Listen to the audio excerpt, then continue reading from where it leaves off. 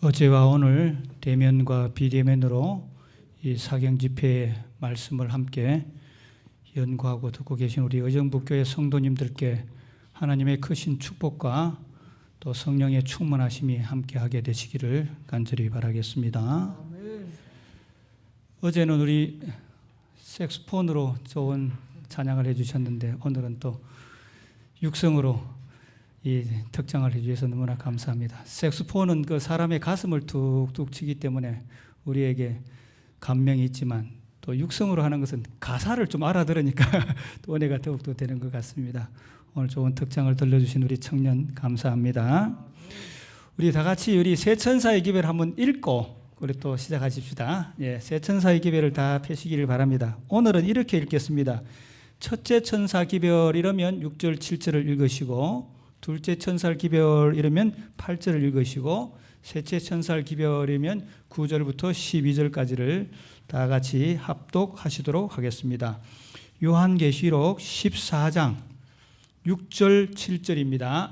요한계시록 14장. 제가 먼저 첫째 천사의 기별을 읽겠습니다. 첫째 천사의 기별 시작. 또 보니 다른 천사가 공중에 날아가는데 땅에 거하는 자들 곧 여러 나라와 족속과 방언과 백성에게 전할 영원한 복음을 가졌더라. 그가 큰 음성으로 가로되 하나님을 두려워하며 그에게 영광을 돌리라. 이는 그의 심판하실 시간이 이르렀음이니 하늘과 땅과 바다와 물들의 권원을 만드신 이를 경배하라 하더라. 둘째 천사 기별 8절 시작. 또 다른 천사 둘째가 그 뒤를 따라 말하되 무너졌도다 무너졌도다 큰 성 바벨론이여 모든 나라를 그 음행으로 인하여 진노의 포로주로 먹이던 자로다 하더라. 셋째 천사 9절부터 12절 시작. 또 다른 천사 곧 셋째가 그 뒤를 따라 큰 음성으로 가로되 만일 누구든지 짐승과 그의 우상에게 경배하고 이마에나 손에 표를 받으면 그도 하나님의 진노의 포도주를 마시리니 그 진노의 잔에 섞인 것이 없이 부은 포도주라. 거룩한 천사들 앞과 어린 양 앞에서 불과 유황으로 고난을 받으리니 그 고난의 연기가 세세토록 올라가리로다. 짐승과 그의 우상에게 경배하고 그 이름의 표를 받는 자는 누구든지 밤낮 쉼을 얻지 못하리라 하더라. 성도들의 인내가 여기 있나니 저희는 하나님의 계명과 예수 믿음을 지키는 자니라. 오늘도 이 말씀을 가지고 세 천사의 기별 중에서 심판으로서의 세 천사의 기별이라는 제목으로 말씀을 드리도록 하겠습니다.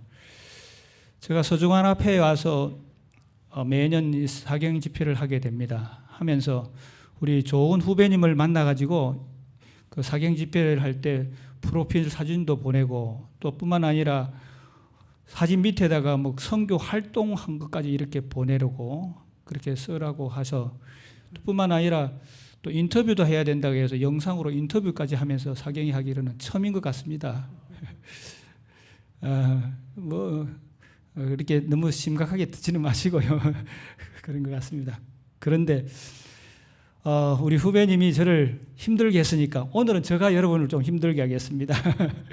이유는 다른 게 아니고요. 오늘 제가 심판으로서의 세 천사의 기별은 주제가 좀 어려운 주제예요. 그래서 어려운 주제인데 PPT를 제가 하나도 사용하지 않고 해서 잘 이해가 될지 이해를 또 시켜드릴지 하는 그런 마음에서 어렵다는 뜻입니다. 제가 최대한으로 쉽게 해보려고 하는데 조금 어렵더라도 최대한으로 저 목사가 쉽게 하려고 노력하고 있구나 하는 것을 이해해 주시면서 들어주시면 감사하겠습니다.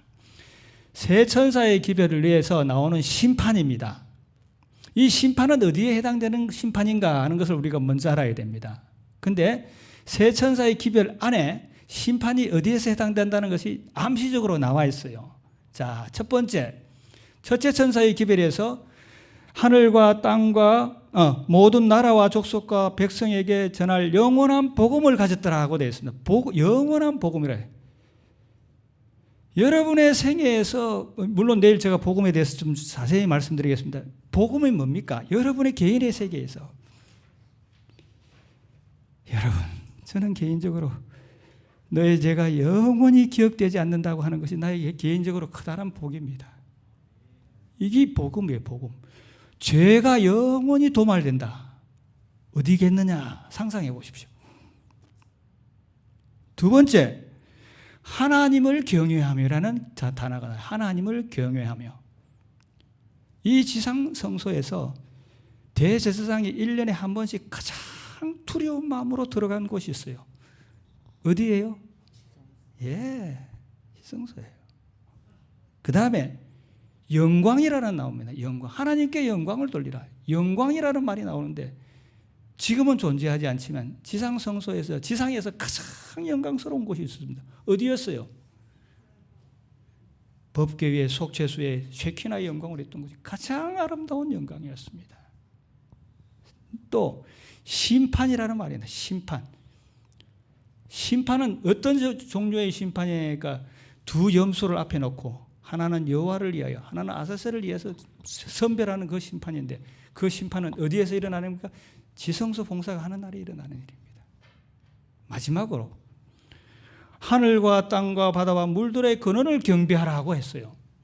이것은 창조주를 경배하라고 간단한 말로 하면 됩니다. 그렇잖아요. 하늘과 땅과 바다와 물들의 근원을 만드신 이를 창조하라. 간단한 말로 창조주를 경배하라고 하면 되시지만 구태여 앞에 있는 말씀을 붙이신 이유는 우리들의 집중을 어디에 돌리시게 한 뜻이에요?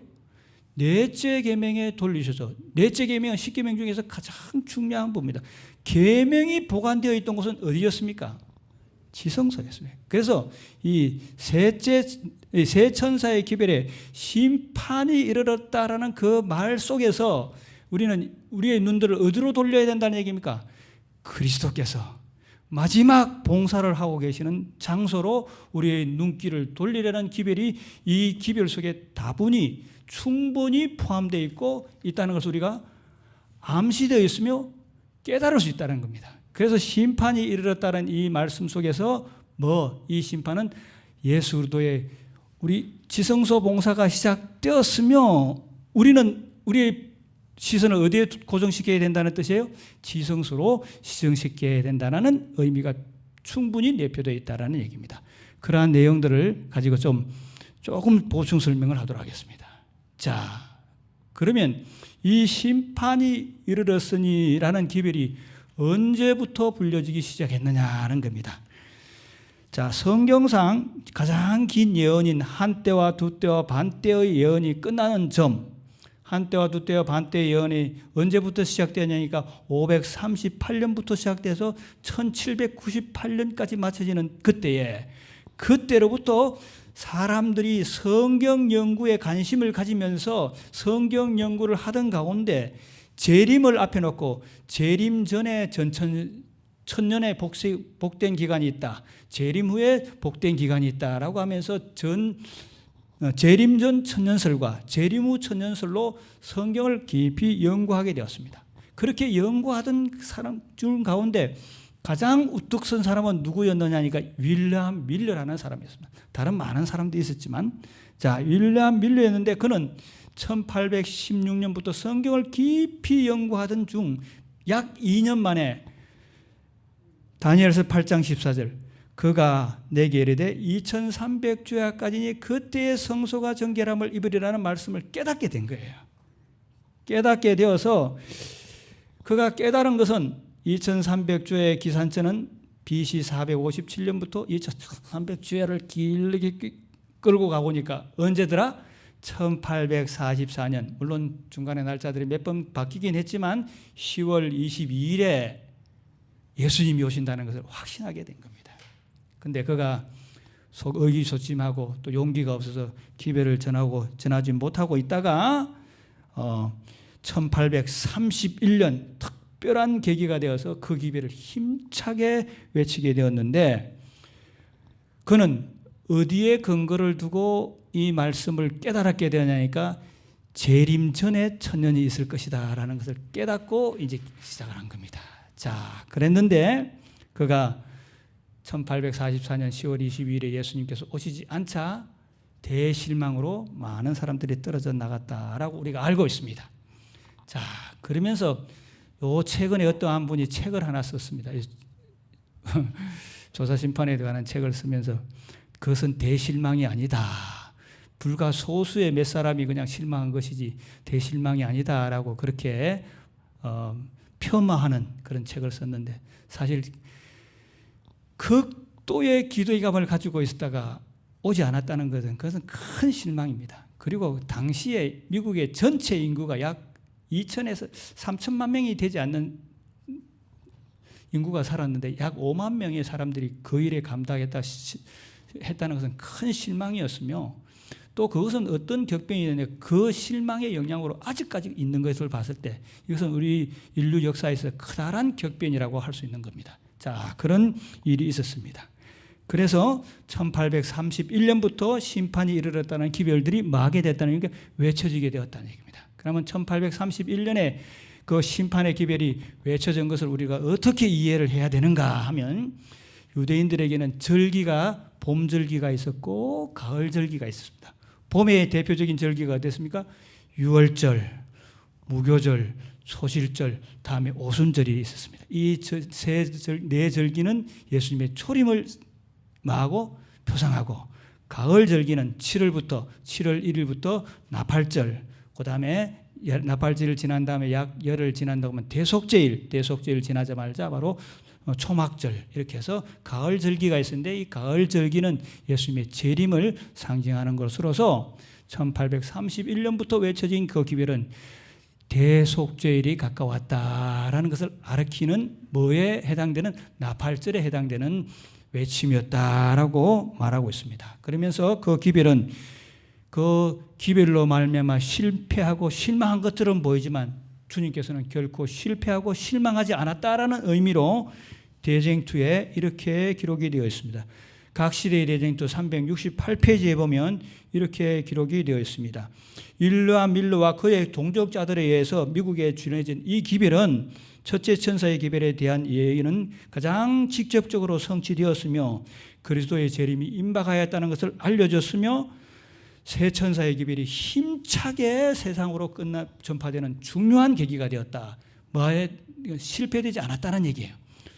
초기 문집에 250회에 있는 말씀 보면 이 장면들을 설명하시면서 예수께서 일어나서 하늘에 있는 성소의 문을 닫으시고 성소를 정결케 하시기 위하여 지성소 문을 여시고 들어가셨다. 참을성 있게 기다리던 자들은 그 신비를 이해하게 될 것이다. 참을성 있게 기다리던 자들은 그 지성소로 들어가신 봉사를 이해하게 될 것이다 라고 말했으며, 아울러 인간은 실수했으나 하나님 편에서는 실수가 없었다라고 하시면서 결코 실패되지 않았다는 것을 의미하고 있습니다. 그러면서 또 초기 문집 253페이지에는 이렇게 표현되어 있습니다. 제사장이 1년에 한 번씩 지성소에 들어가 지상 성소를 정결케 한 것 같이 예수께서는 1844년 다니엘서 8장에 2300주야의 예언이 마쳐질 때 그분의 중보를 통하여 은혜를 입을 수 있는 모든 사람을 위하여 마지막 속죄 봉사를 하시고 하늘 성소를 정결케 하시기 위해서 하늘 성소에 들어가셨다라고 하시면서 이 1831년부터 외쳐졌던 그 윌라 밀러의 성소 정결의 기별들이 결코 실패되지 않았다라는 것을 뒷받침하고 있다는 거예요. 우리에게 신비를 이해할 수 있는 좋은 계기가 되었다라는 그러한 의미입니다. 자, 그래서 대실망이 있은 다음에 많은 그리스도인들은 지금도 마찬가지입니다. 많은 그리스도인들은 성경을 어떤 관점에서 연구하게 되었느냐니까 성소 봉사의 관점과 심판의 관점에서 연구하게 되는 중요한 계기가 된 것입니다. 그래서 실패가 없었다는 뜻입니다. 자, 그러면 이 새 천사의 기별에서도 지성소 봉사라는 것을 우리가 포커스가 맞춰졌다고 한다면, 이 지성소 봉사는 예수님께서 재림하시기 전에 이루어지는 세상의 봉사입니다. 심판입니다. 심판에서는 이 세상에서도 심판을 할 때 바로 판결을 내리지 않습니다. 뭐 우리가 여러 신문을 봐서 알잖아요. 어떠한 사람이 범죄를 하게 되면 검사가 고소를 하면 고소한 고소의 고소장을 놓고 변호사와 또 여러 판사와 이런 것들 여러 변리들을 통해서 판단하는 겁니다. 그것이 이 재림전 심판이에요. 그런 다음에 어떤 결론을 내려 집행심판을 하게 됩니다. 집행심판이 있은 다음에 또 어떤 일이 있습니까?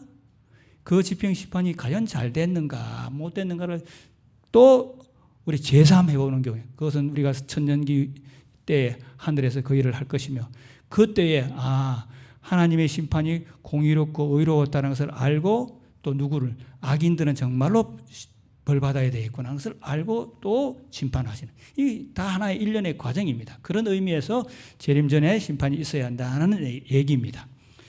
자, 그러면 여기서 재림전 심판은 누구를 대상으로 하는가? 우리가 이걸 좀 분명히 알아야 됩니다. 재림전 심판은 누구를 대상하는가 하는 것에 있어서 레위기서 16장을 먼저 보고 그 다음에 재림전 심판의 주 대상이 누군지를 먼저 분명히 이해하게 되시기를 바랍니다. 자, 레위기서 16장.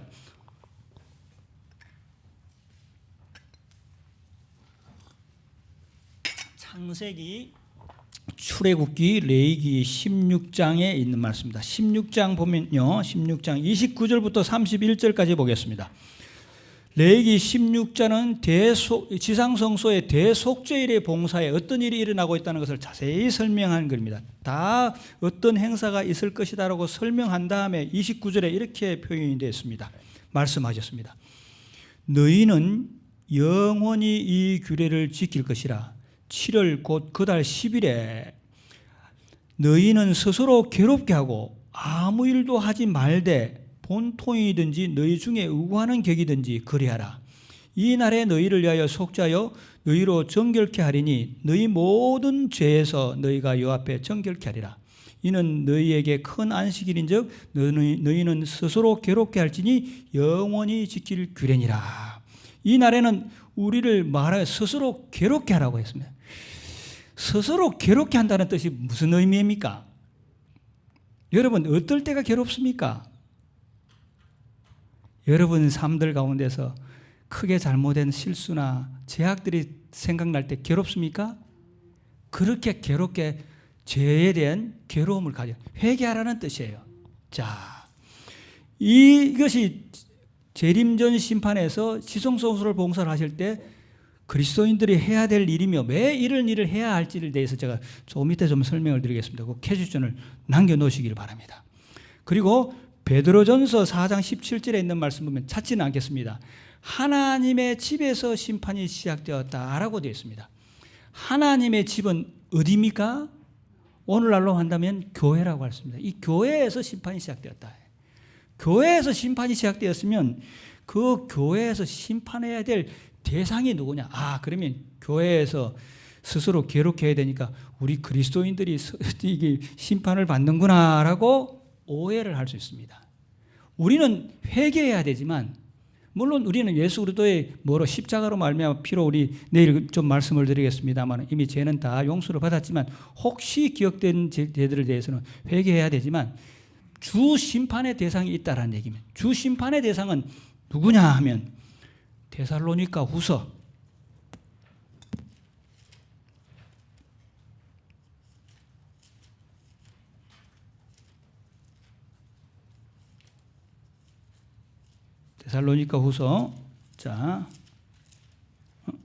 에베소서, 골로새서, 데살로니가 후서 2장 3, 4절. 데살로니가 후서 2장 3, 4절. 자, 누가 아무렇게 하여도 너희가 미혹하지 말라. 먼저 배도하는 일이 있고 저 불법의 사람 곧 멸망의 아들이 나타나기 전에는 이르지 아니하리니. 불법의 사람이 나타나겠다는 뜻입니다.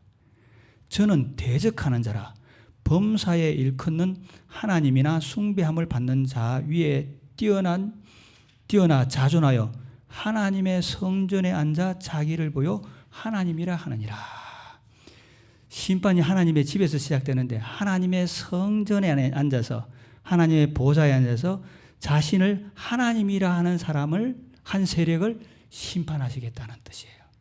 그래서 이 마지막에는 재림전 심판의 주 심판의 대상은 하나님의 성전에서 하나님이라고 하는 그 세력이에요. 자, 그러면 세 천사의 기별 속에서 하나님의 성전에 앉아서 자신을 하나님에게로 하는 세력들이 이미 심판받고 있다는 장면들이 보여집니까? 보여지죠. 바벨론이 어떻게 됐다 그랬습니까? 무너졌다라고 되어 있습니다. 짐승의 표를 받으면 다 밤낮이지 못하겠다고 하시면서 짐승의 표에 대해서 하나님께서 적대하시는 심판받는 목소들이 다 이 세 천사의 기별 속에 이미 다 표현되어 있다라는 얘기입니다. 이 하나님의 집에서 자신을 하나님이라고 하는 이 세력은 어떤 세력이냐 하면 요한계시록 13장에 있는 말씀을 보면요. 13장에 있는 말씀은 뿔마다 열멸관이 있는 붉은 용이라고 되어 있습니다. 용이 이거 나오고요. 또 바다에서 한 짐승이 나오는데 표범 몸 같고 사자 입 같고 곰발과 머리가 7이요 뿔이 10개인 이런 짐승이 나옵니다. 또 땅에서 한 짐승이 나오는데 새끼양 같은 그 짐승이 나와서 뭐처럼 말하더라? 용처럼 나오는 이 세력들이 용은 하나님을 대변하고 바다에서 나온 그 짐승은 예수님을 대칭하면서 그 다음에 땅에서 나온 짐승은 하늘에서 불이 내려온다 해서 성령님을 대는 가칭 삼위일체가 되어서 세상을 지배할 것이라는 얘기예요. 그 세력이 뭐 해야 된다는 얘기입니다. 심판을 받아야 된다는 얘기예요. 하나님의 성부, 성자, 성령의 그 하시는 사역들을 모방하는 그 세력들이 심판을 받아야 한다는 얘기입니다. 자, 근데 여기서는 심판의 대상에 대해서 좀 우리가 분명하게 이해하기가 조금 곤란합니다. 그러나 심판의 대상이 누군지 분명하게 얘기하는 이 작은 뿔이라는 이 세력이 심판의 대상이 된다는 것을 분명하게 말씀하는 성경절이 있는데 그 성경절은 어디냐면 다니엘서 7장 다니엘서 7장 9절부터 11절입니다. 다니엘서 7장 9절부터 11절. 자, 제가 읽도록 하겠습니다. 자,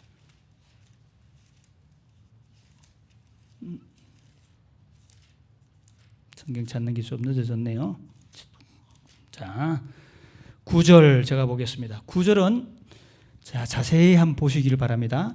내가 보았는데 왕자가 놓이고 옛적부터 항상 계시니가 자정하셨는데 그 옷은 희기가 눈 같고 그 머리털은 깨끗한 양의 털 같고 그 보좌는 불꽃이요 바퀴는 붙는 불이며 불이 강처럼 흘러 그 앞에서 나오며 그에게 수종하는 자는 천천히요 그 앞에 시위하는 자는 만반이며 심판을 베푸는데 책들이 펴놓였더라. 심판하는 장면이 잘 나와 있습니다. 근데 심판이 누가 하느냐니까 그때 내가 큰 말하는 작은 뿔의 목소리로 인하여 주목하여 보는 사이에 짐승이 죽임을 당하고 그 시체가 상한 바 되어 붙는 불에 던진 바 되었으며 심판의 대상이 누구였어요? 작은 뿔이 심판을 받아서 죽임을 당하고 시체가 상한 바 되어 붙는 불에 던진 바 되더라. 심판의 대상이 누구라는 것이 분명히 드러나요? 작은 뿔이라는 얘기예요. 그래서 이 심판을 베푸는데 재림전 심판에 있어서 심판을 베푸는 데 있어서 주 대상은 누구라는 얘기예요? 작은 뿔이라는 얘기예요. 우리가 여기에 포커스를 좀 맞춰야 돼요. 주 대상은 작은 뿔인데 왜 우리는 스스로 괴롭게 해야 되는가 하는 것은 조금 이따 제가 말씀을 드리도록 하겠습니다. 자, 작은 뿔이 뭘 받아야 된다는 얘기입니까? 심판을 받아야 한다라는 얘기입니다. 자, 작은 뿔은 어떤 만행을 지상에서 했기 때문에 심판을 받아야 하는가? 어떤 만행을 했느냐? 작은 뿔이 이 지상에서 어떤 만행을 하게 되었어요? 자, 다니엘서 7장 여러 가지 얘기들이 많습니다. 이 다니엘서 공부하려고 오늘 밤을 새야 되겠지만 간단하게만 제가 요약해 드립니다. 다니엘서 7장 25절에 보면 어떠한 말씀이 나옵니까? 그 작은 뿔에 대한 얘기입니다.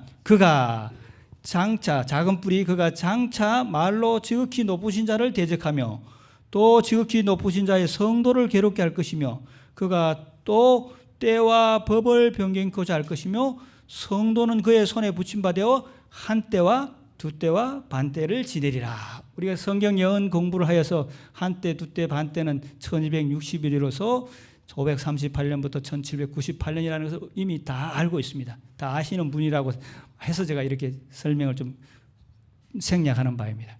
그런데 그가 때와 뭐를 변경하겠다 했습니까? 법을 변경하겠다는 얘기입니다. 그래서 새 천사의 기별에 대해서는 하늘과 땅과 바다와 물들의 근원을 만드신 이를 경배하라고 하면서 법에 대해서 얘기를 하는 겁니다. 이 작은 뿔이 어떤 법을 변경했습니까? 경배일을 바꿔버렸어요. 우리가 잘 알다시피 첫째 우리가 예배일이 어느 날이었는데 안식일이었는데 안식일을 뭐로 바꿨습니까? 토요일에서 일요일로 바꿨는데 토요일에서 일요일로 바꾼 것이 그들이 어떻게 해서 바꿨다고 얘기를 하고 있습니까? 천주교회가 라오디게아 교회 총회에서 그 신성성을 토요일에서 일요일로 옮겼기 때문에 바뀌었다라고 하면서 자기 권위로 바꿨다라고 얘기해왔습니다. 자, 그래서 여러 교리 문집 또 천주교의 교리 문집이나 교리 문답을 해석하는 책에 보면 이렇게 표현되어 있어요. 일요일 준수를 명한 곳은 성경 어느 곳에도 없다. 일요일 준수를 하라는 것은 성경 어느 곳에도 없다고 자기들이 말하고 있습니다. 그러면서 일요일을 숭배하는 사람들은 일요일의 예배일을 따르는 사람들은 그들은 자기도 알지 못하는 사이에 천주교회의 권위에 따르고 있다라고 하면서 자기 권위로 그렇게 했다는 것을 자신들이 얘기를 하고 있는 겁니다. 그리고 또 다른 책에서도 보면 개신교들이 일요일을 준수하는 것은 자신도 모르는 사이에 교회, 천주교회의 권위를 따르고 있다라는 얘기입니다. 그래서 이 마귀는 사단은 뭘 알게 되었느냐 하면 자기 권위가 세워져야 되는 겁니다. 지금은 사람들이 반신반의 이날 저날 반신반의 어떤 분들은 알고 또 모르고 이렇게 일요일을 준수하시는 분들도 있는 것 같습니다. 그러나 이 사단 마귀는 자기의 권위가 세워져야 되니까 어떻게 하나님께서 법에 대한 심판이 있을 것을 알고 가짜 삼위일체를 만들어서 자기가 한 경배를 받아야 되니까 경배를 이미 바꿔놓은 것에 대해서 자기의 권위로 사람들을 망하겠다는 의미가 다 권위 안으로 몰아넣겠다라는 뜻이에요. 그래서 우리가 여기서 그는 결국은 이제 이것이 666이 예배와 관계되는데 짐승의 우상에게 경배하지 않은 자를 우상에게 경배라는 말을 썼어요. 경배하지 않은 자에게는 몇이든지 다 죽이고 심지어 뭐까지 못하게 하겠더라? 매매까지 못하게 하겠더라고 하면서 경배를 강요하고 있다는 얘기입니다. 그래서 우리가 여기서 잠깐 좀 생각해 봐야 될 것은 어떤 생각이냐니까 결국은 선악의 대쟁투에서는 경배의 경쟁이 돼. 경배의 어떤 전쟁이니까 우리가 짐승의 표는 사람의 순이 666이다 해서 이 660 숫자에 매일 것이 아니라 경배일이 어디에 속하느냐에 따라서 분명하게 드러나게 된다는 얘기예요. 그래서 사람들은 이 요즘에 666 이 숫자에 너무 매여돼 가지고 어떤 분들은 666 이 숫자만 쭉 연구하는 사람이 있어요. 그래가지고 어떤 분들은 심지어는 고르바초프도 660이 된답니다. 숫자를 이렇게 잘 조합해 놓으면 또 우리 교단에서 꽤 긴 시간 오랜 동안 피카리오스 필리 데이 하나님의 아들의 대리자라는 것이 666이다 해서 그걸 지칭했더니만 교황청에서 답이 오기를 우리 내에는 뭐가 없다? 삼층 멸류관이 없다 이래 돼가지고 또 아주 우스운 일들을 당한 일도 있었고요. 자, 이것은 경배일과 관계된다는 사실들을 기억해야 되며 또 이것은 손이나 이마에 표를 받게 한다라고 했으니까 손이나 이마에 표를 받는 것이니까 또 우리가 뭐에 대해서 또 많이 관심을 갖고 있느냐 하면 이 때문에 저희들이 처음에 주민등록증이 나오고 또 나중에 크레딧 카드가 나오고 이럴 때마다 어떤 얘기가 나니까 주민등록증도 받으면 안 된다. 크레딧 카드도 받으면 안 된다. 또 얼마 지나서는 베리칩이라는 게 또 나와가지고 뭐 베리칩을 생체에 이렇게 이어가지고 사람들을 다 식별하겠다 이렇게 해서 베리칩이다 이렇게 얘기하신 분들도 있었고, 또 요즘에는 코로나 백신을 맞으면 안 된다 그런 또 얘기도 하시는 분도 계시다고 그러더라고요. 저는 자세히 못 들었는데 왜 안 되느냐 하면 코로나 백신을 맞으면 그 모든 정보들이 다 입력되어 있기 때문에 맞으면 안 된다 그렇게 또 주장하는 분도 있습니다. 모든 정보가 입력되었기 때문에 안 된다고 하면 저는 핸드폰이 더 근근이 아닌가 하는 생각이, 666은 거기서 찾는 것이 아니라 짐승의 표는 뭐 경배와 관계되기 때문에 경배와 관계되는 것으로서 계시록 14장 11절에 짐승과 그의 우상에게 경배하고 그 이름의 표를 받는 자는 누구든지 밤낮 쉼을 얻지 못하리라고 한 그것은 하나님의 인과 반대되는 것이기에, 하나님은 안식일은 아무도 내 문 안에 유하는 여종이나 남종이나 육축이나 객이나 아무로 일하지 말라는 그 경배와 관계되기 때문에 안식일과 대조되는, 안식일은 우리 어떻게 말씀하셨습니까? 출애굽기 31장 13절에 있는 말씀은 너희는 안식일을 지키라. 이는 나와 너희 사이에 대대의 표징이니라. 나는 너희를 거룩하게 하는 여호와인 줄을 알게 하리라 하시면서 안식일은 너와 내 사이에 표징이 된다라고 했으니 안식일과 대비되는 한 날을 보면 이것이 짐승의 우상이며 짐승의 표가 될 것이라는 것을 우리가 쉽게 알 수 있습니다. 그래서 안식일과 대비되는 날을 지키는 사람들이 짐승의 표를 받는 사람들인데 지금은 아닙니다. 우리는 안식일을 지키고 또 안식일을 지키지 않은 다른 무리들을 보면서 당신 짐승의 표 받았습니다. 지금은 그러셔서는 안 됩니다. 왜냐하면 강요를 하게 될 때에 그렇게 한다는 얘기입니다. 그분에게 열심히 교회를 나가시는 분들에게 당신 짐승의 표 받았습니다 하면 화내시겠죠. 또 그렇게 말씀해서도 절대로 안 되겠죠.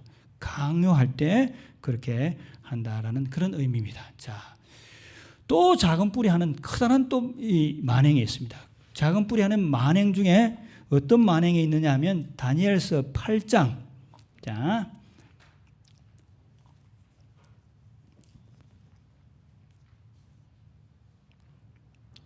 9절부터 12절, 다니엘서 8장 9절부터 12절. 자,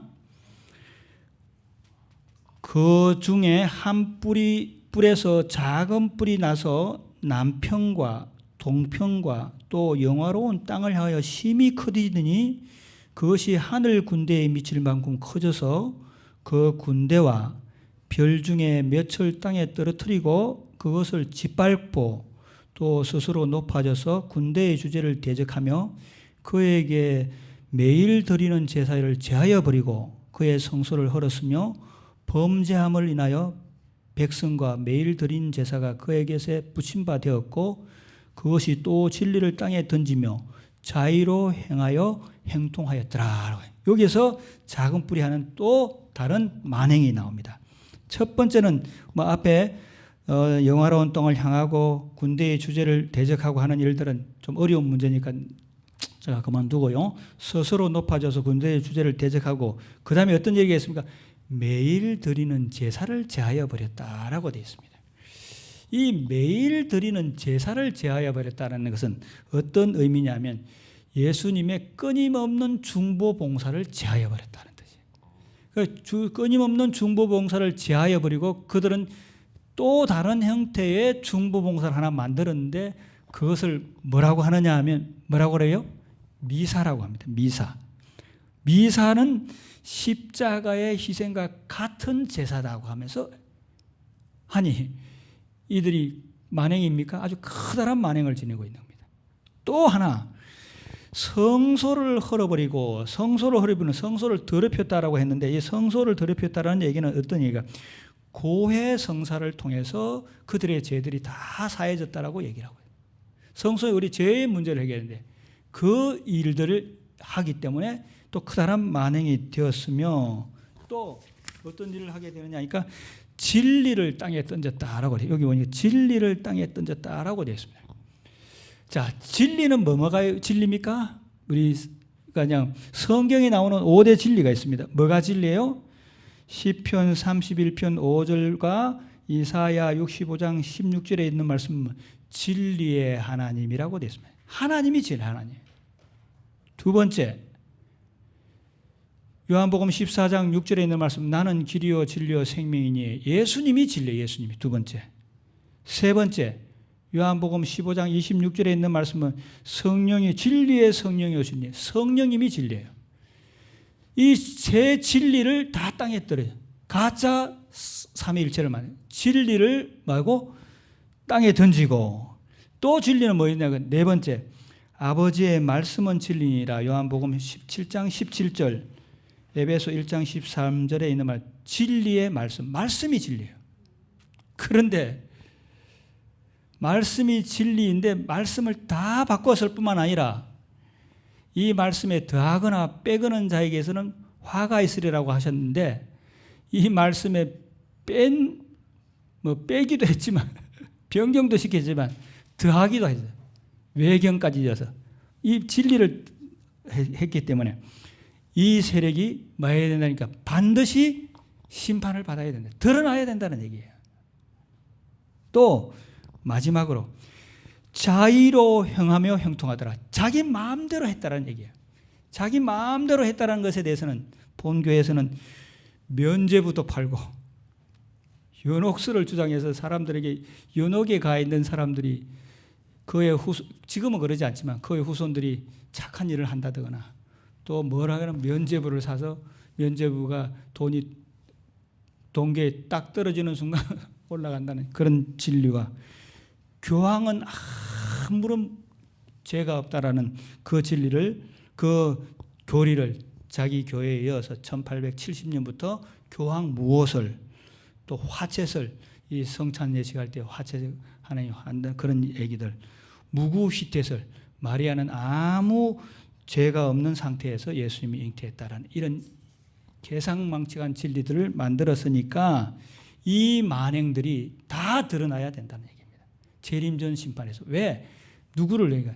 작은 뿔의 정체가 드러나야 되기 때문에 그렇게 한다는 얘기입니다. 그래서 이 만행들이 다 드러나는 일들은 뭐와 관련이 되어 있느냐니까 성소와 관련되어 있기 때문에, 성소가 이미 더럽혀졌어요? 더럽혀져 있다라는 얘기입니다. 그래서 성소가 정결해져야 하는데, 그래서 밀러는 성소가 정결케 되어야 2300조야까지니 그때의 성소가 정결케 되리라. 그래서 성소가 정결케 되어야 되는데 그 성소가 윌리엄 밀러는 뭐라고 생각했느냐 하니까, 이 세상에 성막 성소도 모세의 성막 성소가 있다가 사라졌고, 또 솔로몬 성소도 있다가 사라졌고, 또 솔로몬 다음에 스룹바벨 성전이 있었는데 그것도 없어졌고, 그 다음에 나중에 헤롯이 만든 성소도 다 없어졌으니까 이 성소는 뭐다? 땅이다라고 했고, 이 땅에 예수님께서 재림하실 것이라고 그렇게 조금 오해했던 것입니다. 그러나 이 성소는 우리를 구속하는 구속의 계획이 있는 그와 연결이 되기 때문에 우리가 어디에서 이 문제를 해결해야 되니까 하늘 성소에서 해결해야 된다는 얘기입니다. 물질적으로 눈에 보이는 성소는 아니지만 하늘에서 이 문제가 해결되어야 된다는 얘기입니다. 뭐 여러분 이제 너무나 비디오나 또 요즘엔 유튜브들이 많아서 이런 강의들이 많습니다. 제일 뭐 잘하시는 분이 우리 김대성 목사님의 강의들을 보면 아주 소상하게 잘 하십니다. 김대성 목사님이 하시는 여러 강의 몇 편을 제가 다 이렇게 요약하는 겁니다.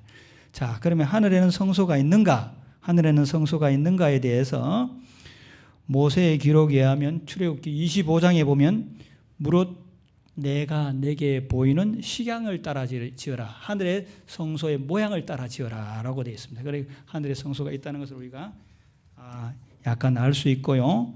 출애굽기 26장 36절에 있는 말씀은 너는 산에서 보이는 식양대로 성막을 지으라. 하늘에 뭔가 식양을 보았다는 뜻입니다. 바울도 히브리서 8장 5절에 있는 말씀 보면 저희가 섬기는 것은 하늘에 있는 것의 뭐다? 모형과 그림자다라고 하셨습니다.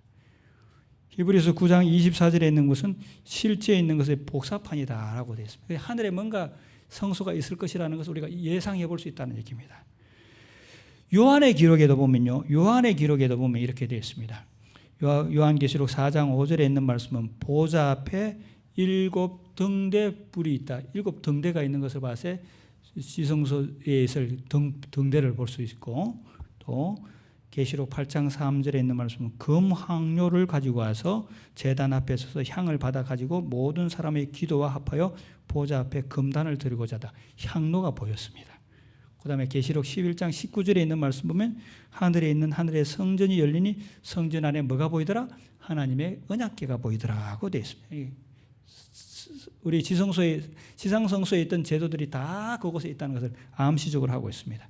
그 다음에 계시록 15장 5절에 있는 말씀은 하늘의 정거장마의 성전이 열리니 7 천사가 성전으로부터 나오더라 라고 되어서 이 하늘의 성소가 있다는 것을 우리가 다 짐작해 볼 수 있습니다. 그런데 이 성소를 이제 우리가 어떻게 생각해야 되느냐 하면 이 지상 성소에 혹은 뭐 4배, 5배 혹은 뭐 100배의 확대된 그런 똑같은 형태의 성소이다라고 하기보다는 우리 성소학에 대해서 여러 연구를 많이 하신 우리 남대국 교수님께서는 어떻게 이 성소를 말씀하셨느니까 하늘의 왕자, 보좌 그 자체가 심판을 베푸시니까 성소일 것이다 라고 말씀하시기도 하고, 또 심판하는 장소 그 자체가 성소일 것이다 라고 말씀하시면서 이렇게 말씀해 놨습니다. 하늘에는 지상 성소의 원형으로서 성소가 존재한다. 그러나 하늘 성소는 지상 성소에 비할 때 일정한 비율에 의해 확대된 구조와 형태를 가졌다기보다는 하늘 그 자체가 원형적으로 갖고 있는 성소로서의 구조를 갖고 있다. 하늘 그 자체가 성소다라고, 보좌라든가 심판하는 일이라는 그런 의미에서의 성소다라고 말하고 있습니다. 그래서 이 성소의 정결은 이 땅의 성소의 정결을 말하는 것이 아니라 하늘 성소여야 된다는 얘기입니다. 하늘에서 이 재림전 심판이 이루어져야 된다는 그 이유가 성소라는 이 개념에 있어도 그렇게 이해할 수 있지만 이 재림전 심판의 주 대상이 지금 누구라고 지금 제가 강조하고 있습니까? 주 대상이 작은 뿔이에요. 작은 뿔. 이 지상에서 성전 안에서 자신이 하나님이라고 하는 그 작은 뿔이 주 대상이기 때문에, 이 작은 뿔이 주 대상이기 때문에 작은 뿔의 존재 근원을 찾아보면 당연히 어디에서 심판이 이루어야 되는 겁니까? 하늘에서 이루어져야 되는 거예요. 작은 뿔의 존재 근원은 뭐라고 되어 있습니까? 옛뱀, 곧 사단이라고 하고 마귀라고 하는 자니 땅으로 내어줬게 돼요. 마귀가 어디에서? 하늘에서 반역을 일으켰기 때문에 그는 어디에서 심판을 받아야 되는 겁니까? 하늘에서 심판을 받아야 되는 것이 당연한 겁니다. 그런데 많은 분들이 이 재림전 심판을 어디에다 포커스를 두고 있느냐가, 어디에다 포커스를 두고 있어요? 우리에게다 포커스를 두니까 우리가 뭐 특별히 성소의 제도에 있지도 아니하고 또 성소가 더럽히지도 않았는데 구태여 하늘 성소까지 가야 되느냐 하는 문제를 나오게 된다. 이 재림전 심판에서 주 대상은 누구다는 얘기입니까? 작은 뿔인데 왜 우리는 괴롭게 해야 되는가? 조금 이따 제가 말씀드리도록 하겠습니다. 작은 뿔이 심판을 받아야 되기 때문에 그렇다는 얘기입니다. 그리고 이 하늘 성소가 되어야 될 두 번째 중요한 이유 중에 하나는 뭐가 있느냐 하면요, 지상 성소에서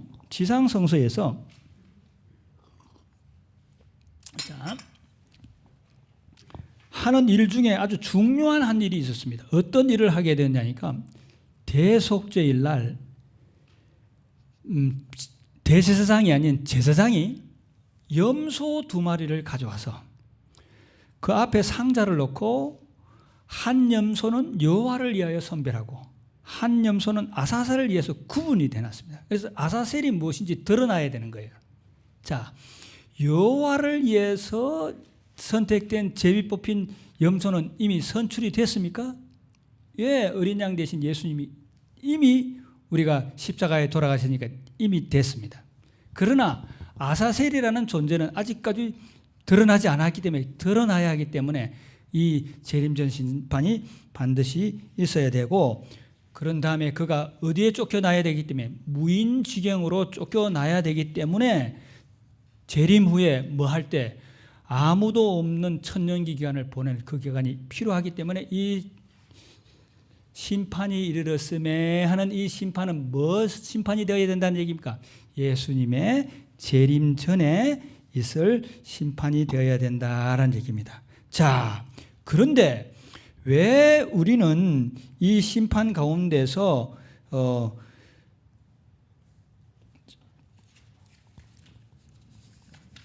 작은 뿔만 심판받으면 되지 우리까지 이렇게 힘들게 하느냐 하는 그 문제에 대해서 제가 좀 말씀을 드리도록 하겠습니다. 자,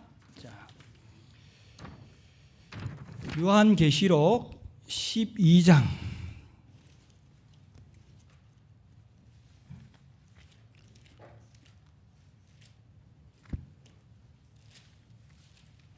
요한계시록 12장 10절입니다.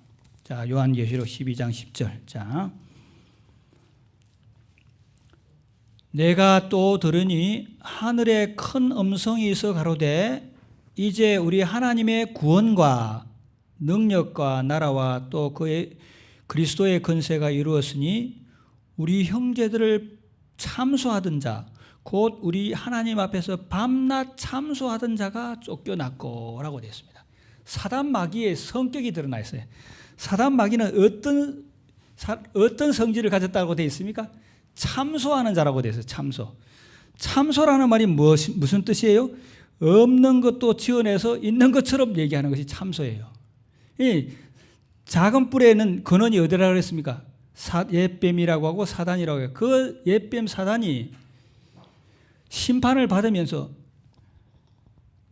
세상 말로 지만 죽으면 되는데, 경상도로 지만 죽으면 되는데 누구를 끌고 들어간다는 얘기입니까? 하나님의 법은 지킬 수 없다라고 하면서 하나님의 법을 지키지 않았다고 하면서 하나님을 잘 따르고 있는 사람도 끌고 들어가기 때문에 이럴 수밖에 없다는 얘기예요. 그래서 우리는 뭐 해야 되냐니까 잘 살피고 회개되지 아니하는 죄가 없는지를 살펴야 한다라는 그러한 의미입니다. 그래서 재림정 심판은 왜 해야 되느냐에 대해서 본교 성경 주석에는 이렇게 표현해 놨습니다. 재림전 심판에는 이 심판은 재림전 심판은 삼위 하나님을 위한 것이 아니다.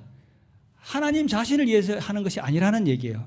그러면 그것은 근본적으로 우주를 위하여 하는 것인데 사단의 어떤 고소에 대해서 답을 해줘야 되는데 사단이 각 사람들을 데리고 이 사람은 무슨 죄를 지었습니다. 이 사람을 무슨 죄를 지었습니다고 할 때 타락하지 않은 이 피조물들에게 이 사람은 비록 죄를 지었지만 회개하여서 하나님에 들어갈 자격이 있다라고 한 것을 내보여야 되기 때문에 책들을 펴놓고 심판하신다고 되었어요. 무슨 말인지 분명히 이해하시겠어요? 그래서 이 재림전 심판의 주 대상자를 알게 된다면 재림전 심판이 반드시 필요한 것과 재림전 심판이 어디에서 이루어져야 된다는 것을 이해하게 된다는 얘기입니까? 하늘에서 이루어져야 된다는 것을 분명하게 이해하게 된다는 얘기입니다.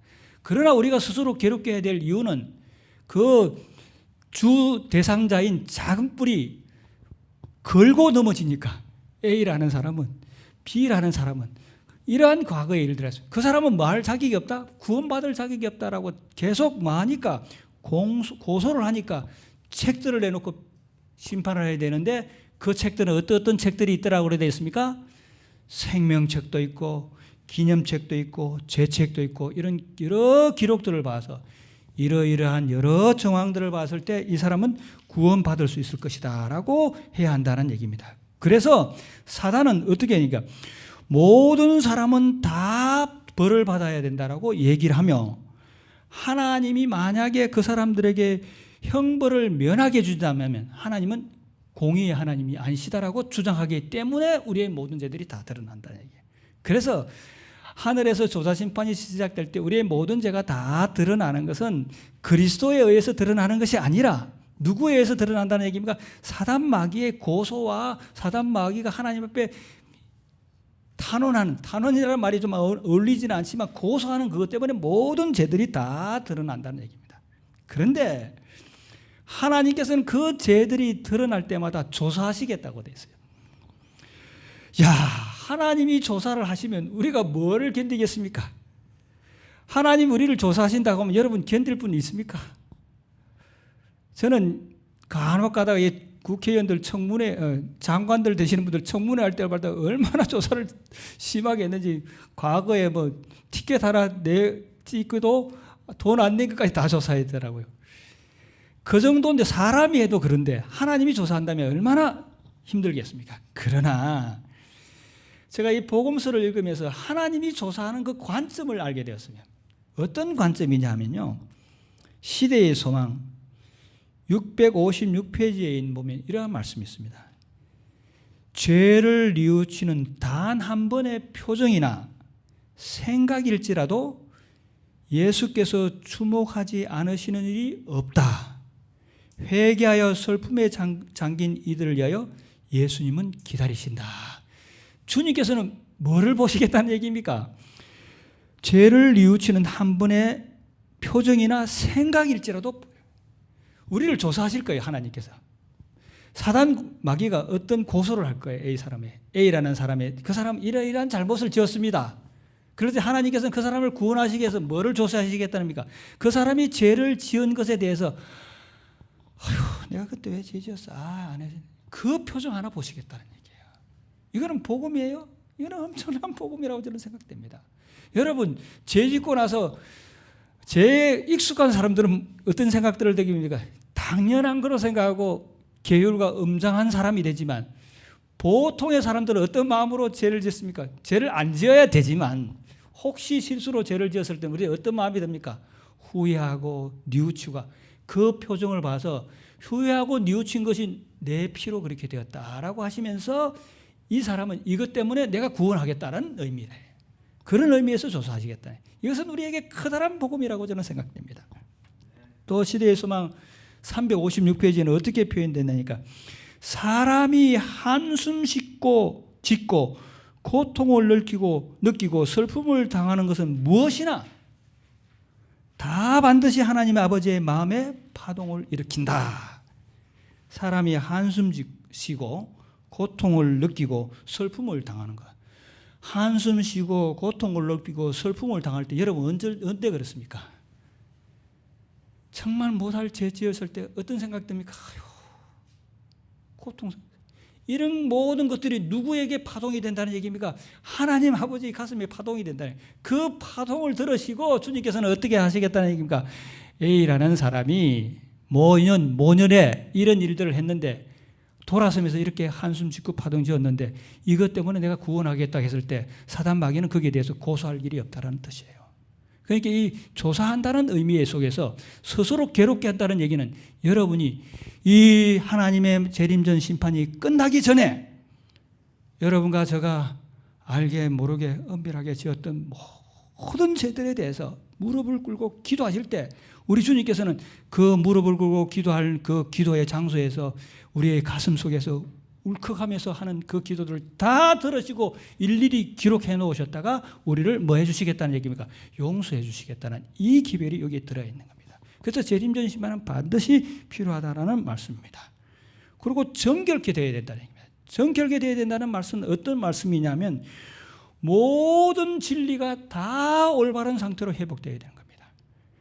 가짜 삼위일체도 회복되어야 되고 성경 말씀도 회복되어야 될 것이며 계명도 다 올바른 상태로 다 돌려져야 된다는 겁니다.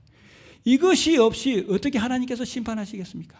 이것이 없이 심판할 길이 없으시기 때문에 모든 진리가 다 원상태로 돌려져야 될 것이며 심지어는 뭐까지 돌려져야 되느냐니까 타락한 우리의 양심까지 돌려져야 된다. 사람들이 죄를 짓고 나면 양심이 삐뚤어집니까? 사람들이 죄를 짓고 나면 삐뚤어진 이 양심까지 돌려져야 되는데 히브리서에 있는 말씀에 죄로 더럽혀진 양심이 그리스도의 피로 말미암아 정결케 되지 않겠느냐라고 되어 있습니다. 그리스도의 피로 말미암아 정결케 되는 이 일도 하셔야 되기 때문에 재림전 심판은 반드시 있어야 된다라는 의미입니다. 그래서 재림전 심판에 대해서 어떠한 분들은 재림전 심판이 없고 제7일 안식일 예수 재림교회가 성경에 특별한 근거도 없는 이 재림전 심판을 해서 내가 이 교회가 진리교회가 아니다라고 생각하면서 교회의 중요한 진리의 기둥들을 허물려는 사람들이 있습니다. 그리고 허물려서 그 사람들을 또 따르는 사람들을 데리고 나가려는 그런 무리들이 있는 것을 보게 되고 시대들마다 주기적으로 나타나서 이런 일들이 일어나는데 이 재림전 심판은 이런 여러 가지 의미에서 꼭 필요하다라는 얘기입니다. 그리고 심판을 받아야 되는데 누가 심판을 받아야 되니까 작은 뿔이 심판을 받아야 될 뿐만 아니라 작은 뿔에 특별히 추종했던 사람들은 그들의 뭐였기 때문에 깽단이었기 때문에 다 심판을 받아야 된다라는 그런 의미에서 재림전 심판은 꼭 우리에게 필요하다라는 얘기입니다. 그래서 이 재림전 심판이 필요한데 이미 제가 다 설명을 드렸습니다만 이 재림전 심판에서 우리가 어떻게 하면 승리할 수 있으며 어떻게 하면 살 수 있을까? 이미 제가 말씀을 드렸습니다만 다시 한번 반복하겠습니다. 이 재림전 심판은 어디에서 시작되는 심판이라 했습니까? 지성소에서 시작되는 거예요. 그래서 이 재림전 심판이 내서 우리가 살아남기 위해서는 우리가 어디로 눈을 돌려야 되니까 지성소로 눈을 돌려야 되는 겁니다. 지성소. 지성소로 눈을 돌리게 되면 이스라엘 백성들이 지성소에는 뭐가 있었느냐 합니까? 법궤가 있었고 법궤 위에 속죄소라는 것이 있었습니다. 법궤를 뜯는 뚜껑이에요. 법궤 안에는 뭐가 들어가 있었습니까? 법궤 안에는 처음에는 법궤만 들어가 있다가 나중에 만나 항아리하고 아론의 쌍난 지팡이가 들어가 있다가 나중에 그것을 빼고 다시 법궤만 넣었다가 나중에는 지성소에 법궤도 없는 그런 상태가 되었습니다. 법궤 안에는 하나님의 법이 들어가 있는 겁니다. 자, 그 속죄소는 덮는 뚜껑인데 뚜껑은 하나님의 영광이 임하는 곳이었습니다. 속죄소에 하나님의 영광이 임한다라는 말은 그거를 쉐키나라고 해요. 쉐키나. 영광이 임하는 그곳을 쉐키나라고 했는데 그 쉐키나라는 말은 어디에서 나오냐니까 창세기 3장 24절에 보면 에덴 동산 동편에 그룹을 두어 두루 도는 한영검을 두어 생명나무에 들어오지 못하게 했다. 두어다라는 그 말에서 나왔는데 그 말은 사칸이에요. 사칸이라는 말이 발전하여서 세키나라는 말이 사칸이라는 말에서 나온 거예요. 그래서 이 세키나는 이 하나님의 영광인데 그 사칸이라는 말에서 나오는데 이 세키나의 영광이 어디에 나타났다라고 우리 시대의 소망에는 기록되어 있느냐니까 베들레헴에 탄생하신 어린이의 육체 속에 감추어져 있었다고 해요. 예수님이 사키나의 영광을 대변하고 있다. 표상이다. 세키나의 영광이 예수님을 대변하고 있다는 얘기예요. 그래서 우리는 우리의 눈을 어디로 돌려야 된다고요? 지성소로 돌려야 되는데 지성소를 돌려서 누구를 봐야 된다는 얘기입니까? 쉐키나의 영광 대신 예수님을 바라봐야 된다는 얘기예요. 예수님. 그러며 또 쉐키나의 영광 속에 이게 속죄소인데 속죄소라는 말을 헬라어 원어로는 뭐라고 되냐니까 카프레타라고 됐습니다. 카프레타라는 말은 어떤 의미냐니까 율법을 옹호함과 동시에 범법자를 속해준다. 범법자를 보호해준다. 율법도 옹호되고 범법자도 보호해준다는 그런 의미의 뜻이에요. 그런데 이 카프레타라는 말이 헬라어로는 히브리어로 카프레타라는 말이 헬라어로는 뭐냐니까 힐라스테리온인데 힐라스테리온이라는 말인데 힐라스테리온이라는 말은 신약에서 딱 2번 쓰여졌어요. 어디에 쓰여졌느냐니까 로마서 3장 25절에 이 예수를 하나님이 그의 피로 인하여 믿음으로 말미암아 화목제물이 되셨으니 화목제물이야. 그 다음에 히브리서 9장 5절에 그 위에 있는 속죄소라는 말에 덮여져요. 화목제물은 누구가 화목제물이 되셨어요? 하나님과 우리 사이에 화목제물이 되시는데 누구예요? 예수 그리스도예요. 예수 그리스도 제물이 되셨으니까 뭡니까? 십자가라는 뜻입니다. 그래서 여러분과 제가 이 지성소 시대에 우리가 사단 마귀가 우리를 쓰러뜨리기 위해서 수많은 노략질을 할 것이며 또 우리 스스로 또 생각하기를 괴롭게 해서 죄들을 다 해결해 나갈 때 우리는 어디로 가야 되느냐니까 속죄소로 가서 속죄소에서 어린 양 대신 예수 그리스도를 바라보시고 십자가에서 우리를 위해서 피 흘리신 예수 그리스도를 바라보심으로 말미암아 거기서 구원을 얻게 되시고 힘을 얻게 되시는 우리 성도님들 되시기를 바랍니다. 속죄서를 뭐가 듣고 있어? 법궤를 듣고 있었다고 해서 법은 우리에게 뭐를 가르쳐 줍니까? 죄를 지적해 주고 또 사단 마귀는 우리에게 저 사람은 법을 지키지 않은 사람입니다. 법대로 해야 됩니다. 라고 할 때 주님께서는 뭐로? 내가 그의 이미 속죄 제물이 되었고 내가 어린 양으로서 그를 위해서 죽었다라고 하시는 것으로 대신할 때 우리가 살아날 수 있다라는 말씀입니다. 그래서 어떻게 표현이 되어 있나 하면 사단 마귀가 죄를 지적할 때마다 십자가를 바라보시면서 십자가의 피를 의지하셔야 되는데 사단 마귀는 사람들이 십자가를 의지하고 예수 그리스도의 십자가의 피 한 방울이라는 말만 들어도 두려워서 다 도망간다고 되어 있습니다. 그래서 우리가 이 마지막 재림전 심판에서 이길 수 있는, 승리할 수 있는 유일한 길은 예수 그리스도의 십자가라고 생각하시면서 여러분들의 각종 더럽고 누추한 죄악들이 생각나고 기억되고 혹은 회개하지 않은 부분들이 있다라고 생각하면 아무 말 하지 아니하시고 무릎을 꿇고 기도하실 때 너희 행악을 행하는 자들아 다 나를 떠나라.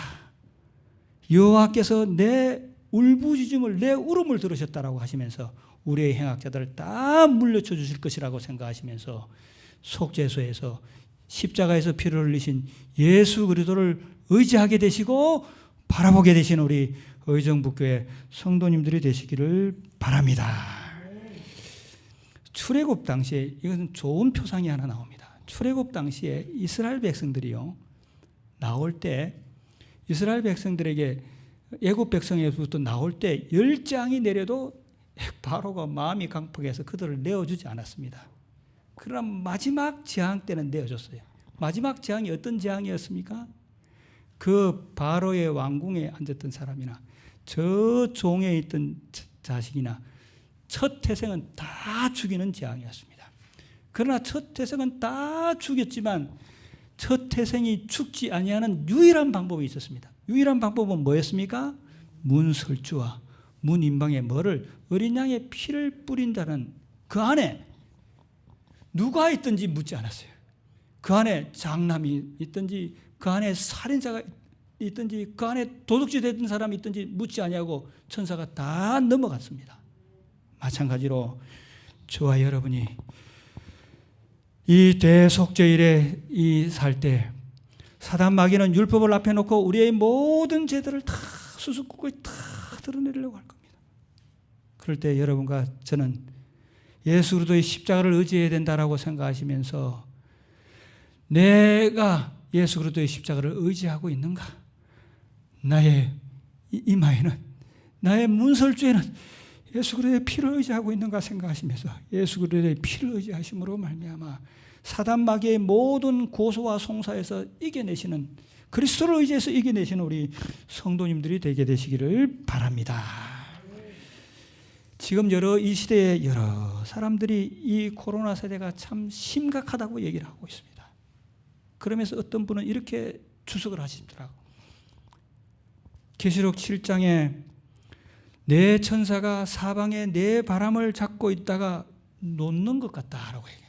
물론 이 바람은 전쟁입니다. 그런데 꼭 전쟁을 통해서 세상이 격변화가 됩니다. 그런데 반드시 전쟁을 통해서 세상이 바뀌어지는 것은 아니에요.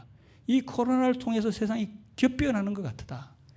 격변하면서 세상에 하나님께서 마지막으로 그의 백성들을 알곡과 가로지를 구분하시는 그런 일들을 시작하셨구나라고 하시면서 무엇에 포커스를 자꾸 맞추느냐니까 짐승의 표에 자꾸 표현해요.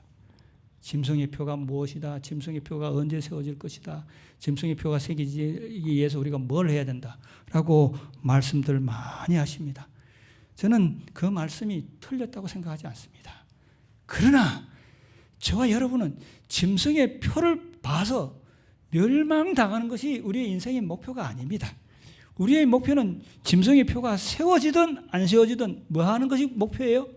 하나님의 인 안에서 하나님의 십자가 그늘 아래서 하나님의 속죄석 아래서 구원받는 것이 더욱더 중요한 일이기 때문에 그러한 일들이 일어나더라도 흔들리지 마시고 여러분과 나의 삶도로에서는 이 재림전 심판의 심판이 격해지고 여러 선악의 쟁투가 격해지면 격해질수록 더욱더 여러분과 나의 관심은 하늘 지성소에서 화목제물 되시고 세키나의 영광 되시는 그분을 바라보심으로 말미암아 여러분과 나의 모든 죄에서 구출함에 되시고 그리스도로 말미암아 승리를 얻게 되시는 우리 의정부교회 성도님들이 되시기를 바라면서 저가 되기를 간절히 바라면서 오늘 말씀을 마치도록 하겠습니다.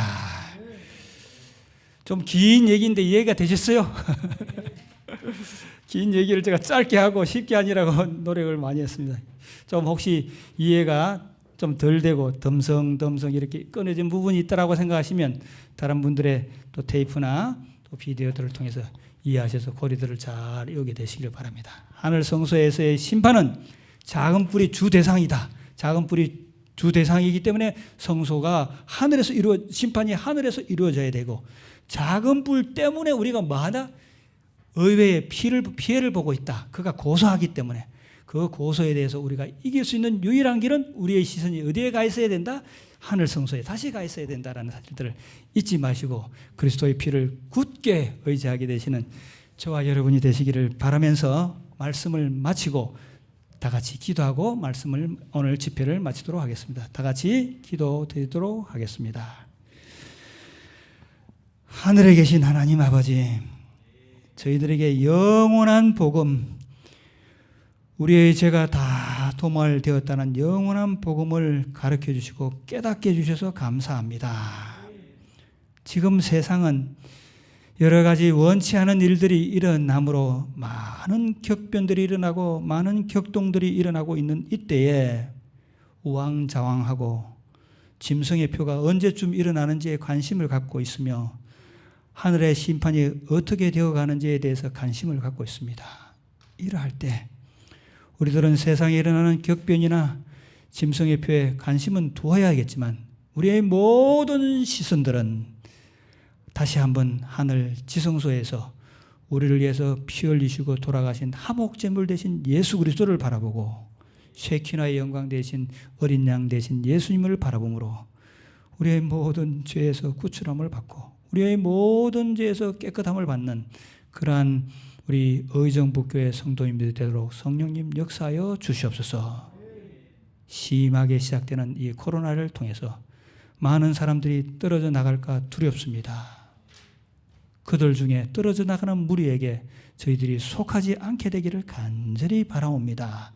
그러기 위해서 속죄제물 되시는 화목제물 되시는 예수님 또 십자가에 돌아가신 예수님의 피를 의지함으로 다 구원받는 저희들 되도록 피 아래에 있음으로 말미암아 삶의 평안하고 안전을 또 쉼을 느끼는 우리 의정부교회 모든 성도님들이 되도록 역사하여 주셨기를 바라오며 예수님 이름으로 간절히 기도하옵니다.